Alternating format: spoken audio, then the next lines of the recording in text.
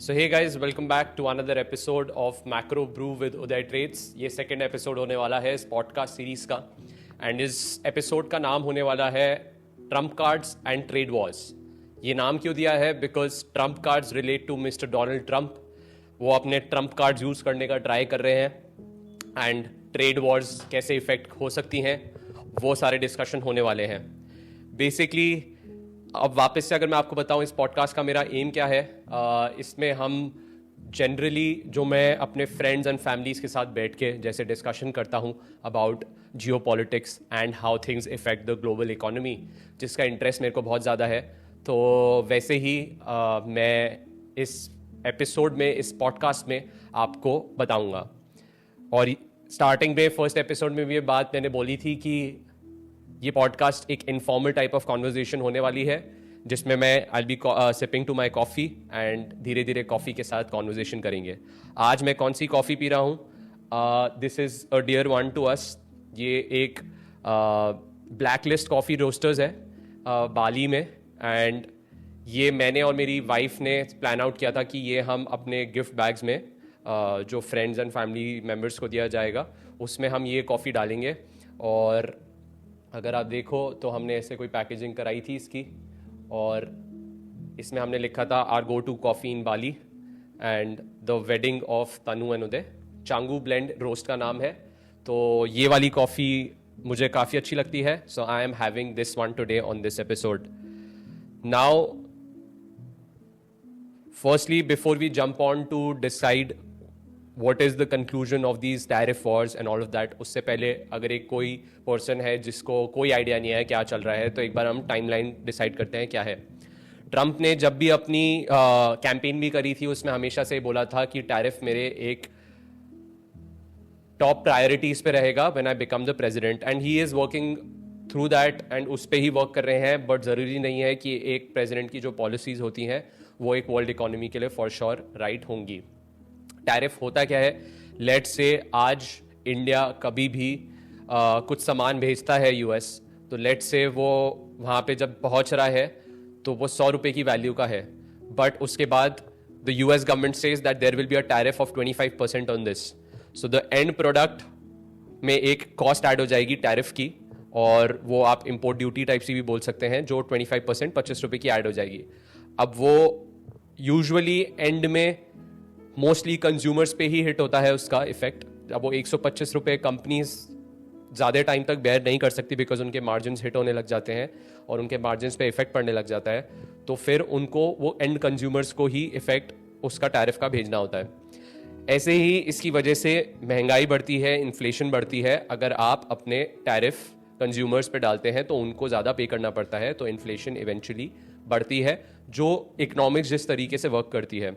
अभी उसका इफेक्ट नहीं दिख रहा है यूएस में बिकॉज लोगों ने पहले ही टैरिफ जब होने वाले थे उससे पहले इंपोर्ट करने चालू कर दिए थे कंपनीज ने यूएस में, तो अभी तक इन्फ्लेशन पे इतना इफेक्ट नहीं दिख रहा है. बट इवेंचुअली अगर ये सस्टेन्ड चीज़ होती है तो फिर वो इवेंचुअली पूरा रीसेट होगा और इन्फ्लेशन पे इफेक्ट दिखता है in the long term. Tariff revenue बढ़ता है गवर्नमेंट का, वो गवर्नमेंट साइड से अच्छा है, बट कंज्यूमर्स पे एक खराब इफेक्ट पड़ता है इसका. अब इसकी टाइमलाइन अगर देखें, अप्रैल 2 को लिबरेशन डे नाम दिया और ट्रंप ने अनाउंस किया कि हम 10% अपने सारे कंट्रीज का जो सामान आएगा उस पर 10% की ड्यूटी लगा देंगे बेसलाइन. और फिर उन्होंने कंट्री वाइज बताया था कि इस कंट्री पे इतना, इस कंट्री पे इतना. उसके बाद स्टॉक मार्केट में बहुत बड़ा फॉल आया यूएस की, 15-20% बहुत जल्दी डाउन मूव हो गया. फिर उन्होंने बोला कि अब मैं इस पर पॉज लगा रहा हूँ. अप्रैल 9 को उन्होंने बोला कि 90 डेज के लिए पॉज लगा रहे हैं जो कंट्री स्पेसिफिक टैरिफ्स हैं और बेसलाइन 10% रहेगा सब कंट्रीज पे. बट ये जो कंट्री स्पेसिफिक है जिसमें चाइना पे उन्होंने एक टाइम पे पता नहीं 50% प्लस हो गया था, तो उसकी वजह से चाइना का काफ़ी सामान आता है यूएस में, तो उसकी वजह से उन्होंने स्टॉक मार्केट भी आई थिंक देखी होगी और फिर उन्होंने बोला कि नहीं अब इस पर 90 डेज का पॉज लगा देते हैं. फिर उन्होंने इंडिया पे बोला कि 10% ही चल रहा है, तो इंडियंस खुश थे. और इंडिया की जो सारे डेलीगेशन है वो यूएस जा रही थी, बायलैटरल टॉक्स हो रही थी कि इंडिया का कैसा होएगा. उसी दौरान और सारी कंट्रीज़ के सारे आपके टैरिफ फाइनल हो रहे थे. थाईलैंड कंबोडिया 36%, बांग्लादेश पे 35% लग गया था, वियतनाम ने बहुत जल्दी डील कर ली थी, यूके फर्स्ट था जिसने करी थी, उन पे 10% लगाया था, और चाइना श्रीलंका पे 30% बाद में हो गया था, आफ्टर टॉक्स होती रही थी, फिर चाइना पे वो सेटल हुए 30% पे। वियतनाम ने बहुत जल्दी कर लिया था और उन पे 25% का टैरिफ लगा था। जापान पे पहले ज़्यादा लगा था 25 आई थिंक, फिर वो चेंज होके 15 हो गया था।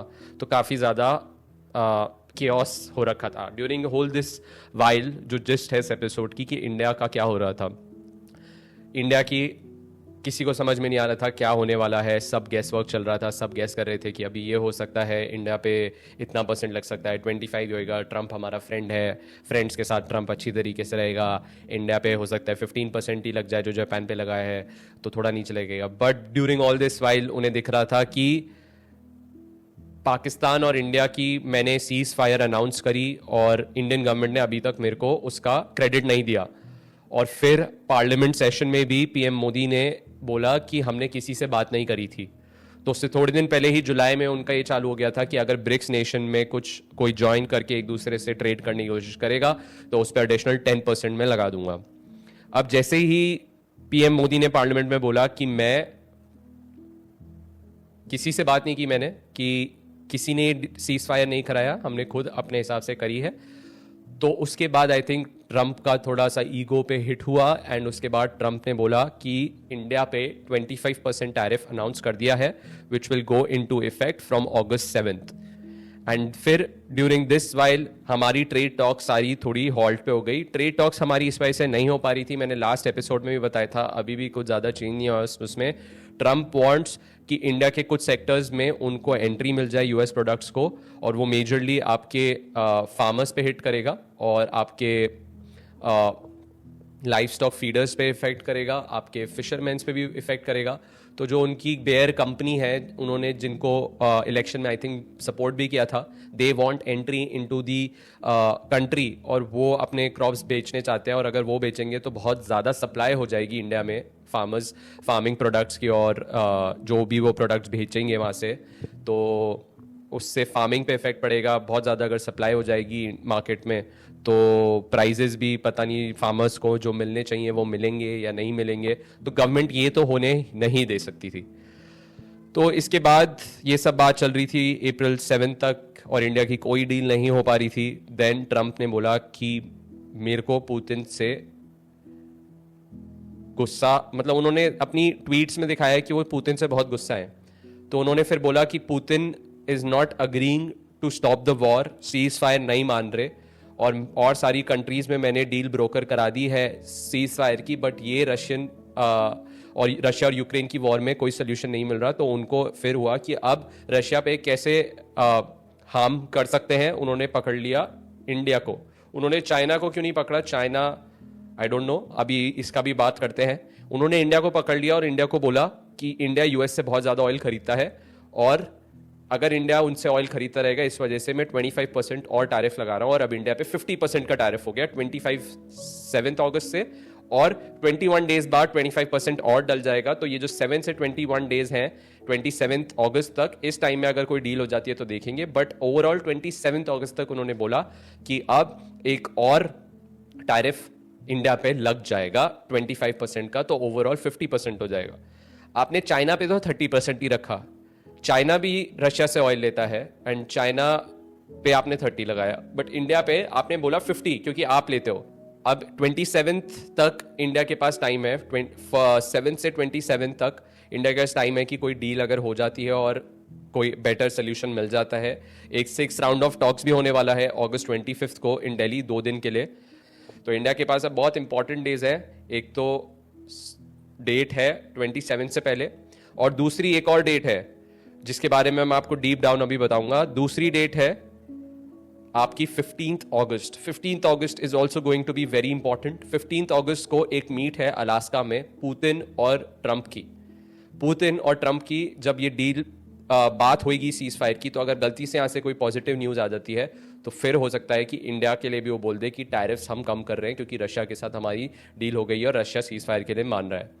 पता नहीं कितना लाइकली है ये होना, but 15th August very important date India के लिए, क्योंकि यूएस में अलास्का में पुतिन और ट्रंप मिलने वाले हैं।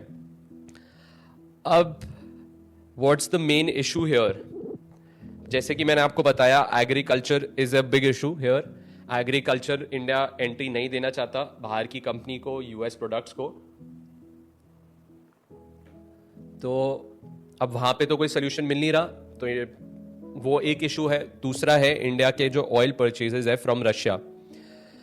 इंडिया का सबसे बड़ा सप्लायर ऑयल का over the past few years has been Russia.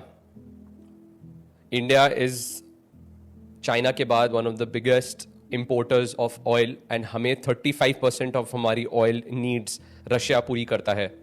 So India imported about 1.75 million barrels of Russian oil per day, and that is 1% higher than the year before for the period January to June. अब prior to the Ukraine conflict, India का main crude supplier अगर मैं आपको बताऊं, Iraq था, Saudi Arabia था, UAE था. And Russia करीब करीब वर्ल्ड का 10% ऑफ ऑयल देता था. तो अगर रशिया वर्ल्ड का 10% ऑफ ऑयल दे रहा है और वॉर के बाद अगर आप उस कंट्री पे सैंक्शंस लगा दोगे, तो अगर उससे कोई ऑयल नहीं लेगा, 10% अगर वो पूरे वर्ल्ड को दे रहा है, तो अगर रशिया से कोई नहीं लेता तो आपका ऑयल और भी बहुत ज्यादा स्पाइक कर जाता, बिकॉज सप्लाई आपकी रुक जाती. तो उस वक्त इंडिया ने मार्केट में आकर रशिया से ऑयल लिया, तो एक वो तरीके से प्राइजेस को स्टेबलाइज करने का काम भी किया. And that is something which the world is not noticing, that India ने उस वक्त जब ऑयल लिया, yes, इंडिया को एक डिस्काउंटेड प्राइस पे मिल रहा था, तो वो उनका बेनिफिट भी था. बट एक वर्ल्ड इकोनॉमी के व्यू पॉइंट से भी देखा जाए, तो अगर हम रशिया से ऑयल नहीं लेते तो हमें और ज्यादा बड़ी प्रॉब्लम होती है. और इसी वजह से जब ट्रंप ने 50% टैरिफ इंडिया पे अनाउंस किया, because India oil buying oil from Russia, India ने फिर बोला कि this is not justified and this is unfair कि अगर आप हम पे 25% एक्स्ट्रा टैरिफ लगा रहे हो कि हम रशिया ऑयल ले रहे हैं. इंडिया ने भी बोला कि उस टाइम पे हमें ये बताया गया था कि आपने एक अच्छा कर रही है इंडिया की, इंडिया एज अ कंट्री वो रशिया ऑयल ले रही है, वो हेल्प कर रही है प्राइजेस को स्टेबलाइज करने के लिए. और उन्होंने बोला कि यूरोप एंड यूएस एक इंडिया को टारगेट बना रहे हैं और दिस इज नॉट जस्टिफाइड. अगर आप देखो 2021 में यूएस ने 2021 से अभी तक अपने रशिया से इंपोर्ट बहुत कम कर दिया है. 2021 में करीब $30 बिलियन का रशिया से उनका इंपोर्ट होता था. उन्होंने 2022 तक वो आधा कर दिया, 14 billion. And then following the war in Ukraine, February that year, उन्होंने उसको घटा के आधा कर दिया, मतलब 14 बिलियन कर दिया. अब उसके बाद उन्होंने 2023 में उस 14 से 4.6 बिलियन पे लिया है. एंड देन 2024 में अब 3 बिलियन तक ही उनका ट्रेड है. मेन पहले होता था उनका crude oil before the war, and then 2024 के बाद वो सब चेंज हो गया. तो इंडिया ने फिर यूएस को ये भी बोला कि यूएस के भी तो कुछ प्रोडक्ट्स है जिसको अभी वो स्टिल इंपोर्ट कर रहा है, जैसे कि 90% of US imports from Russia in 2024 comprised of fertilisers, urea, potassium chloride, and उसके साथ साथ पैलेडियम भी था, यूरेनियम था. इन सब के जो ट्रेड है उनका रशिया के साथ, क्योंकि उनको उसकी डिमांड है, तो वो बढ़ रही है. And palladium is a precious metal widely used in converters in ICE, and जो आपकी हाइब्रिड व्हीकल्स में होती है उसमें काफी यूज होता है. तो उसके लिए जब यूएस को उसकी जरूरत है तो वो उसका ट्रेड बढ़ा रहे हैं. यस, ओवरऑल ट्रेड कम हो गया, बट जिस चीज को उनको जरूरत है तो वो वाली चीज वो बढ़ रही है. एंड जो दूसरी चीज है वो इंडिया अगर कर रहा है ऐसा, तो वो राइट नहीं है. तो पीएम मोदी ने भी फिर ये नैरेटिव चालू किया कि हमें स्वदेशी प्रोडक्ट्स यूज करने हैं, हमें अब आत्मनिर्भर होना है, मेक इन इंडिया पे फोकस करना है. और फिर उन्होंने एक बहुत इंटरेस्टिंग चीज बोली, अगर मैं उसको कोट करूं, India will never compromise on the interest of the country's farmers, fishermens and livestock breeders. I know it will cost me personally, but I am ready. This is a very strong statement. I believe उन्हें पता है कि जो मैं steps लेने वाला हूं, अगर मैं यूएस की बात नहीं मानूंगा, ये मेरे को पर्सनली कॉस्ट करेगा, but I am ready for that. So उन्होंने एक स्टांस ऐसा कर दिया है, बता दिया है यूएस को कि हम यहाँ पे आपकी हिसाब से झुकने नहीं वाले हैं. जो चीज़ इंडिया ने बोली कि यूरोप और यूएस इंडिया पे टारगेट कर रहा है, एंड पहले आप हमें अप्रिशिएट करते हो उस चीज़ को जब आपकी दूसरी गवर्नमेंट होती है, और अब आप हमें टारगेट कर रहे हो. तो अगर मैं आपको यूरोप की भी एक सच बताऊं, यूरोप में चलो ऑयल का तो बैन हुआ, ठीक है, यूरोप ने बोला कि हम ये वॉर को सपोर्ट नहीं करते, we are with Ukraine. Liquefied natural gas पूरे वर्ल्ड में जो रशिया का गया है उसमें 51% यूरोप में गया है, और पाइपलाइन गैस 37% यूरोप में गया है. तो 51% आपका एलएनजी गया है, और जो पाइपलाइन गैस है वो 37% यूरोप में गया है. तो आप रियलाइज करो कि इंडिया को, आप जब इंडिया को एक प्रोडक्ट सस्ते में मिल रहा है वो ले रहा है, वो गलत है। बट जो प्रोडक्ट आपको चाहिए, बिकॉज आपको पता है कि अगर आपको वो नहीं मिला तो आपकी इकोनॉमी पे बहुत बड़ा बुरा इफेक्ट पड़ जाएगा। तो दिस इज नॉट राइट। आप कौन सी साइड को क्या टारगेट कर रहे हो, this is something that we should see and figure out करना चाहिए कि आप किस कार्ड को खेलना चाहते हो।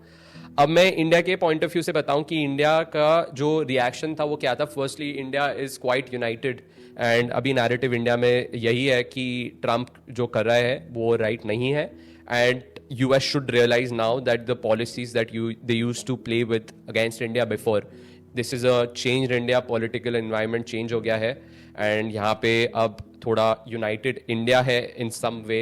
जब एक नेशन के अगेंस्ट बात आती है तो इंडिया यूनाइट हो जाता है, एंड ये टैरिफ न्यूज़ के वक्त भी दिख रहा है। And India has operation opposition support as well, जैसे कांग्रेस के Shashi Tharoor is also saying that targeting India is not right, and India वो नहीं है वो जो पहले था। And we have domestic consumption that is really strong. India's GDP growth rate is the strongest in the emerging markets, and India काफ़ी contribute करता है वर्ल्ड इकोनॉमी को भी। तो they should realise this that India को अभी आप इतना ज़्यादा दबा के नहीं रख सकते, and they should realise that. And India ने इसका काउंटर किया है, and this is a good policy that I think India is doing, that हम पीछे नहीं हट रहे। इंडिया ने अब देखा कि हो सकता है ब्रिक्स के साथ, जो ब्रिक्स है Brazil, Russia, India, China, south Africa, ये पूरी अलायंस को स्ट्रॉन्ग करना पड़ेगा। तो अभी PM Modi first time since 2020 Galwan attack जो हुआ था उसके बाद फर्स्ट टाइम चाइना जा रहे हैं at the end of this month. वहाँ पे एक समिट है, शंघाई कोऑपरेशन ऑर्गेनाइजेशन समिट, उसके लिए वो जा रहे हैं, एंड वहाँ पे वो जी जिनपिंग से भी मिलने वाले हैं।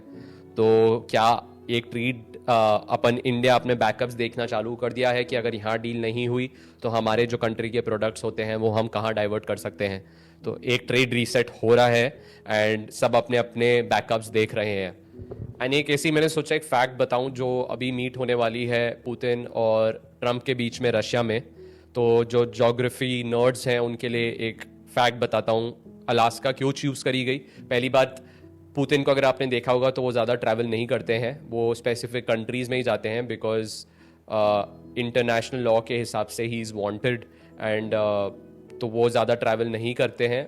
तो अब वो रशिया से अलास्का जाने वाले हैं, एंड उसके पीछे एक रीज़न है, एक सिग्निफिकेंस है। Firstly, this will be the first visit of a Russian president to the US since 2015। 2015 से कोई रशियन प्रेसिडेंट US नहीं गया, and Putin will be the first Russian president ever to visit Alaska. अगर आपको 1800s की बात पता हो, Alaska was part of Russia, and Alaska को रशिया ने गिफ्ट करा था US को, if I am not wrong. तो अगर आप मैप के हिसाब से भी देखो, रशिया और US के बीच में जो डिस्टेंस है आपको लगता होगा बहुत ज़्यादा है, बट रशिया और US के बीच में बस 88 किलोमीटर्स का डिस्टेंस है, एंड नैरोएस्ट डिस्टेंस जो है वो 88 किलोमीटर्स का है, दैट इज़ 55 माइल्स। एंड उस डिस्टेंस के बीच में there is a strait, Bering strait, जो उनको सेपरेट करता है, एंड उस बेरिंग स्ट्रेट में 2 आइलैंड्स हैं, एंड इंटरेस्टिंगली एक का नाम है big डियोमीड, and that is owned by Russia, while Little Diomede is owned by US। and अगर आप उसको देख लो, उनको भी पार्ट बना लो इसका, तो फिर US और रशिया के बीच में जो डिस्टेंस है वो बस 3.8 किलोमीटर्स का है। तो इन आइलैंड्स की वजह से रशिया और US के बीच में जो डिस्टेंस है वो बस 3.8 किलोमीटर्स का है। And I think one of the reason why Putin has agreed to Alaska is वो दिखाना चाहते हैं कि अलास्का भी हमारा पार्ट हुआ करता था, जैसे US जैसे यूक्रेन और रशिया में क्रेमिया रीजन की वजह से भी लड़ाई हुई थी, और उसके पीछे ही काफ़ी जियोपॉलिटिकल इशू हो रहा है। तो ऐसे ही वो दिखाना चाहते हैं, शायद एक सिग्नल देना चाहते हैं कि ये जो अलास्का है वो भी रशिया का पार्ट हुआ करता था। Talking from the stand point of the stock market और इकोनॉमी इंडिया की क्या इफेक्ट पड़ेगा, अगर टैरिफ आपके इतने लग जाते तो ऑब्वियसली GDP पे हिट होएगा, and there is a narrative going on, and the analysts and banks are saying that 0.6% का GDP पे हिट हो सकता है इंडिया की अगर 50% टैरिफ्स रहे। और ये बेस्ड अपॉन ये है कि इंडिया की डोमेस्टिक कंजम्पशन नहीं बढ़ जाती। अगर वो कवर अप कर लेती है डोमेस्टिक कंजम्पशन तो इतना बड़ा इफेक्ट नहीं होगा, या इंडिया के जो एक्सपोर्ट्स यूएस नहीं जा पा रहे वो कहीं और किसी कंट्री में डाइवर्ट हो जाते हैं, तो वो सब इंडिया को देखना पड़ेगा। बट कुछ सेक्टर्स जिन पे डायरेक्ट हिट होगा वो हैं आपके, firstly textile and apparels. Textile and apparels करीब करीब जो इंडिया का एक्सपोर्ट है यूएस वो $10.3 बिलियन का होता है, तो that is a big sector. And Vietnam, Bangladesh, Sri Lanka, ये सारी कंट्रीज़ में भी टेक्सटाइल एंड अपैरल बिजनेस काफ़ी इंडस्ट्री काफ़ी स्ट्रॉन्ग है, और उनका टैरिफ हमसे कम होता है। बांग्लादेश का 35 है, वियतनाम का 25 है। तो हो सकता है कंपनीज यूएस की फिर इन कंट्रीज़ की तरफ अपनी मैन्युफैक्चरिंग डाइवर्ट कर दे अगर इंडिया पे इतना ही टैरिफ रहा। उसके बाद जेम्स एंड ज्वेलरी जो है वो करीब करीब आपका हमारा एक्सपोर्ट होता है $12 बिलियन का एवरी ईयर, एंड मेजरली ये सूरत मुंबई से होता है। एंड अगर ये टैरिफ ऐसे ही रहते हैं तो करीब मिला के अगर हम सब देख ले तो 52% के टैरिफ होंगे इस इंडस्ट्री पे। देन लेदर्स एंड फुटवेयर्स पे इफेक्ट पड़ेगा, वो भी एक काफ़ी बड़ी इंडस्ट्री है जो एक्सपोर्ट करती है यूएस। एंड फिर उसके बाद सोलर पैनल एक्सपोर्टर्स काफ़ी ज़्यादा यूएस में फोकस करते हैं, तो उनका भी एक थ्रेट है उस इंडस्ट्री को। Then engineering goods and machinery काफ़ी बड़ी इंडस्ट्री है, उन पे करीब 51.3% का टैरिफ हो जाएगा एंड में अगर ये सारी ड्यूटीज़ रहती हैं। और इस इंडस्ट्री का करीब एक्सपोर्ट है $9 बिलियन का एवरी ईयर, तो दैट इज़ ऑल्सो बिग। फिर उसके बाद आपकी है केमिकल्स एंड फार्मास्यूटिकल्स। फार्मा पे अभी नहीं लगाया है, केमिकल्स पे लगा दिया है। केमिकल्स $2.34 बिलियन का एक्सपोर्ट होता है, उस पर भी टैरिफ होगा। फार्मास्यूटिकल को उन्होंने अभी बोल दिया है कि फार्मास्यूटिकल इज़ एग्जेम्प्टेड, बट वो ये बोल रहे हैं कि अभी मैं इससे बड़ा लगाऊंगा। 250% की बात चल रही है कि 250% लगाऊंगा जो दवाई बाहर से आएंगी। अब वो फार्मा इंडस्ट्री को बहुत बुरी तरीके से इफेक्ट कर देगा 250%। तो क्या वो लगता है या नहीं लगता, या क्या इंडिया की कंपनीज कहीं और से मैन्युफैक्चर करने लग जाती है, कोई और रूट चूज़ करती हैं, वो देखना पड़ेगा। बट अगर फार्मास्यूटिकल्स पे 250% लग जाता है तो वो इशू होएगा, क्योंकि इंडिया की फार्मास्यूटिकल कंपनी अगर ट्रम्प बोलते हैं कि हम वहाँ जाके मैन्युफैक्चर करो यूएस में, तो वो पॉसिबल नहीं है, क्योंकि वहाँ पे लेबर कॉस्ट बहुत ज़्यादा है, और फिर उस प्राइस पे जिस प्राइस पे इंडिया की कंपनीज कम्पीट करती हैं यूएस में बेचने में, वो कम्पीट नहीं कर पाएंगी। तो वो मेरे हिसाब से यूएस इकोनॉमी के लिए भी ख़राब है अगर आप 250% लगा दोगे, क्योंकि आई डोंट थिंक सो उनकी अपनी खुद की कंट्री इतना ज़्यादा सप्लाई कर सकती है। तो 250% फार्मास्यूटिकल प्रोडक्ट्स पे तो नहीं लग सकता। और अभी इलेक्ट्रॉनिक्स भी एग्जेम्प्टेड है, बट इलेक्ट्रॉनिक्स और अभी चाइना से ज़्यादा इंडिया ने ओवरटेक कर लिया है एक्सपोर्ट करने में यूएस में, I think in the month of June.